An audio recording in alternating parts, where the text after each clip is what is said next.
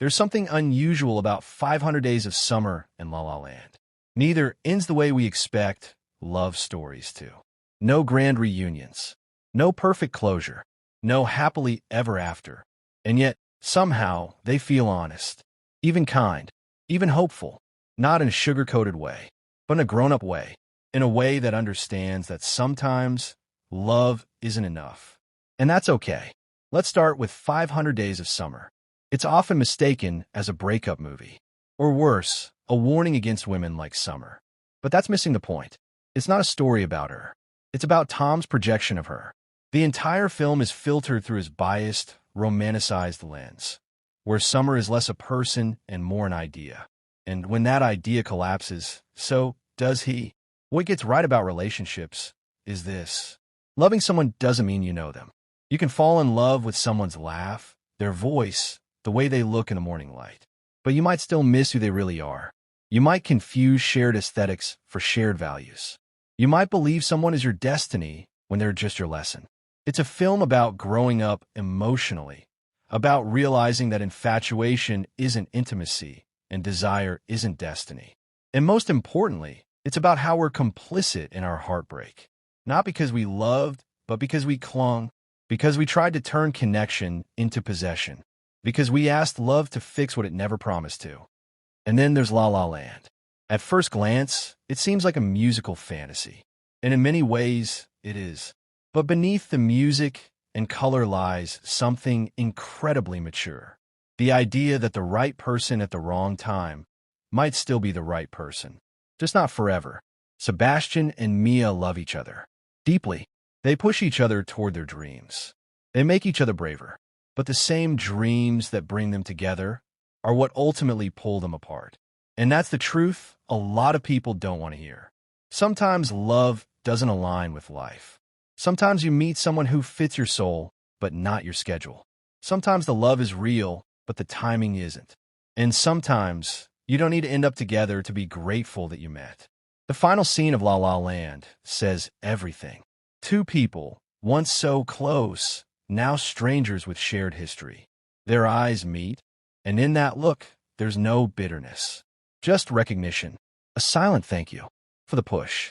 For the pain. For the poetry of it all. So what do these films get right about relationships? They tell us that love isn't always meant to last, but that doesn't mean it wasn't real. They show us that people enter our lives not just to stay, but to shape us. They remind us that heartbreak isn't always a failure. Sometimes it's a graduation. Not all love stories end in marriage. Some end in growth. Some teach you what you want. Others, what you can't compromise on. And a few rare ones, they teach you who you are when no one else is watching. But let's go deeper. What 500 Days of Summer and La La Land really capture, beyond plot, beyond aesthetics, is the gap between love and expectation. They are both stories about the illusion of control, about how we try to manage love, to package it into something neat and permanent. But love isn't neat. Love isn't a script. Love is not a guarantee. It's a gamble, often beautiful, sometimes brutal, and almost always unpredictable. Tom expected Summer to complete him. Sebastian and Mia expected love to sustain them through their ambitions. And when those expectations cracked, what was left wasn't ruin. It was reality. In 500 Days of Summer, Tom is guilty of a quiet kind of selfishness, the kind we all carry when we mistake chemistry for compatibility. He turns Summer into a fantasy, the manic pixie dream girl, someone who exists to save him from his own mediocrity. He doesn't love her for who she is. He loves her for what she represents. And when she refuses to play the role he's written for her, he feels betrayed. Not because she changed, but because she never was who he imagined. It's a subtle truth, but a devastating one. You can break your own heart by loving an illusion. And La La Land, that film speaks to the hardest pill to swallow in adult relationships. That sometimes you have to choose between two beautiful things. And no matter what you choose, you lose something. Mia and Sebastian both want the best for each other, but they're also pulled by the gravitational force of their individual dreams. And love, as powerful as it is, cannot erase individual longing. We all have that secret desire, to become, to fulfill the story we've been telling ourselves since we were kids, to be more than just someone's partner, to be ourselves fully and freely. And that's what the film dares to say. Love can change your life, but can't be your whole life. Both films also share something else. They teach us how to remember someone without resentment. Not every person who leaves your life is a villain. Not every failed relationship is a tragedy. Sometimes love ends without wrongdoing, without betrayal. Sometimes it ends because you both outgrow the version of yourselves that fell in love. That's not a failure. That's nature. We don't stay the same. We evolve. And so do the people we love. The person who was perfect for you at May 24th not be the one you need at 30. And that's not disloyalty. That's life. It's easy to romanticize permanence, to believe that forever is the goal.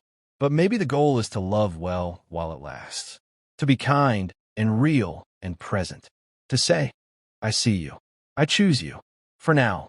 And when the end comes, not with cruelty, but with clarity, to let go with dignity. 500 Days of Summer ends not with reunion, but with renewal.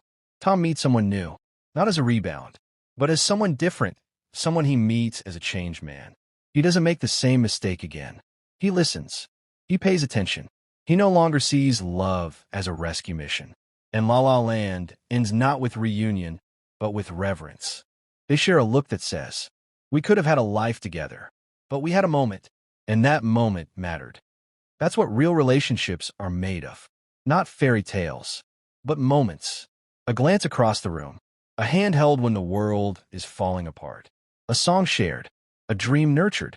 A goodbye that doesn't sting with hatred, but hums with gratitude.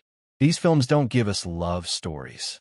They give us life stories. Stories that don't wrap up cleanly, but linger. Stories that teach us how to carry love, even after it's gone.